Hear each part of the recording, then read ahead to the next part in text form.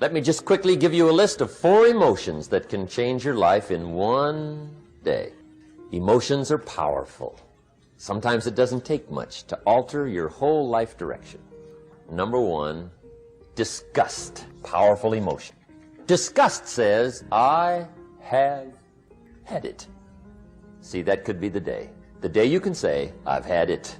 And whether you've had it with something small or something major, the day you can say, I've had it, may not be the day it ends, but the day it begins.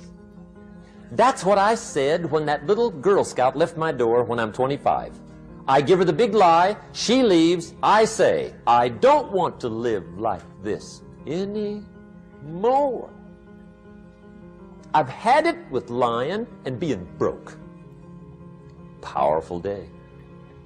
The man's finally had it with mediocrity. He's had it with being a loser.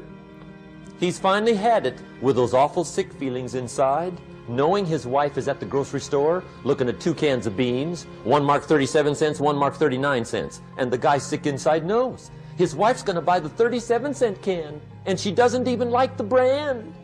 Do you know why she's going to buy the 37-cent can? To save 2 cents. The guy sick inside finally says, I've had it. Being on my knees in the dust looking for pennies? We're not living like this anymore. Could be the day that turns your life around. The day you can say, I've had it. He walks into his closet and rips everything in it to shreds and says, I've worn this embarrassing stuff for the last time. And not only will I never wear it again, no one else will ever wear it again. Commit an act that says, I've had it. Powerful. Here's the next one. Decision. And decision making is powerful. And it's emotional. That's those knots in the pit of your stomach, right? Waking up in the middle of the night in a cold sweat, trying to decide. We sometimes call it inner civil war.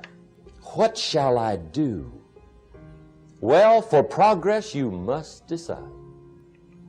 The best advice I can give you came from a wealthy friend of mine who said, if it's easy, do it easy. If it's hard, do it hard. Just get it done. If you went home tonight and in the next few days cleaned up a whole list of decisions, that might furnish enough inspiration for the next 10 years. I found this out many times after you've decided. Getting on with it is easier than deciding. Sometimes decision is the toughest part. Here's the next emotion, desire, wanting to bad enough. And I don't know how to tell you to want to. That's something you've got to come up with. There's 2 things I know about desire. Number 1, it comes from inside, not outside. You don't send off for it. Number 2, I know desire can be triggered by something. Who knows what it might be? Sometimes desire waits and sleeps for something to happen. Maybe it's a book, maybe it's a song, maybe it's a sermon, maybe it's a lecture, a seminar, maybe it's the conversation of a friend, a happening, an event. Who knows? The best advice I can give you is what I give my staff. It goes like this: welcome every human experience. You never know which one is going to turn it all on. Even the bad experiences. Sometimes from the bitterest experience comes the greatest awakening. So let down the barriers, take down the walls. The same wall that keeps out disappointment keeps out happiness. Let life touch you. Don't let it kill you, but let it touch you. Here's the last one. This one's powerful. Resolve. Resolve says, I will. 2 of the most powerful words in the language. I will. Benjamin Disraeli once said, nothing can resist a human will that will stake even its existence on the extent of its purpose. Shortly put, I'll do it or die. See, that's powerful. That could be the day that turns your life around. The world has a strange way of stepping aside when somebody says, I'll do it or die.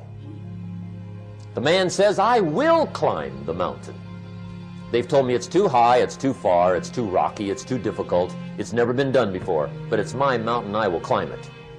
Pretty soon you'll see me waving from the top. or dead on the side, because I ain't coming back.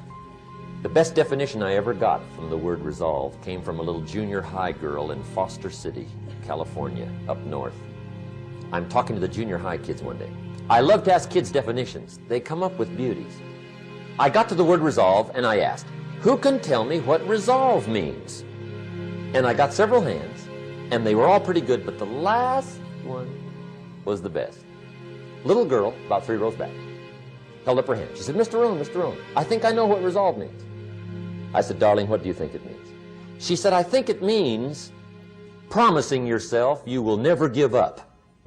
I said, that's it. Webster, stand aside. That is the definition. Promise yourself you will never give up.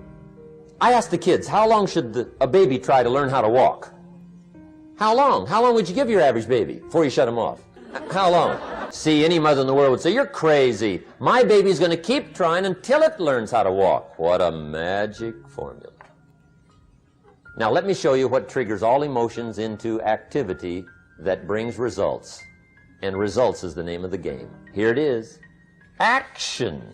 Finally, you must do something about how you feel. Jesus, the master teacher, said, don't just be listeners, be doers. The world admires the doers. What will it take for me to get some of the things that I want? And being hungry for those things. Number one, you've got to work on yourself.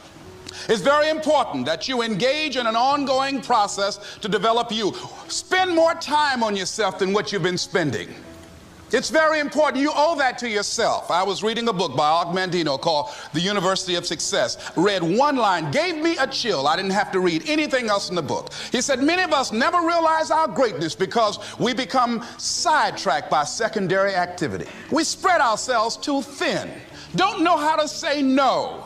And we find ourselves doing all kinds of things and never ever have time to do those things that we need to do to work on ourselves. And then there goes a second, there goes another second, there goes another second, and we can't stop and hold time. And before you know it, you wake up one day and you're behind on your dreams and your bills. So decide that you're going to take some time to work on you, that you deserve that from yourself, that your life deserves some prime time.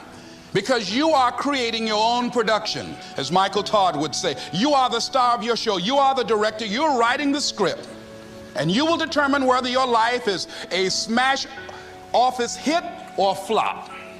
You determine that. Working on yourself, talking to yourself. That's so very important. Overcoming the negative conversation, that inner dialogue that's going on all the time, even when you don't want it to be there. You can't stop yourself right now from thinking. You can't do it. It's going on. And so learning how to empower yourself, part of doing that is standing up to yourself. You've got to stand up inside yourself sometimes and say, shut up. You've got to do this. I was going to give a presentation, and this voice inside of me saying, you can't do this. You don't have everything it takes. I shut up. I'm behind on my bills and you're telling me what I can't do. I have got to do it. You'll get scared sometimes. Your mind will go blank on you. Some people you will allow to unnerve you. And you wonder, what's wrong with me? I'm not crazy.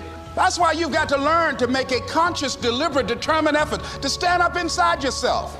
Working on yourself, watching that inner dialogue, it will determine the quality of your life. I don't believe this. I know this. So you have got to stand up to that voice. When you're working on something you want to achieve, you have got to stand up to that voice. You've got to sell yourself every day on your abilities, on what you're doing, on the goal that you want to reach. You've got to sell yourself every day, according to your level of belief. It will manifest itself in what you're doing.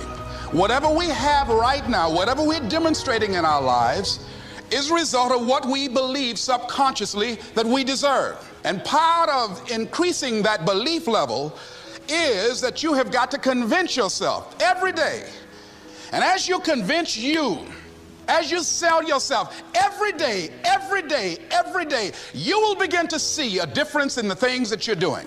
Selling yourself on your ability to perform a job, to achieve a certain objective. Telling yourself every day, here I go again. And I got what it takes.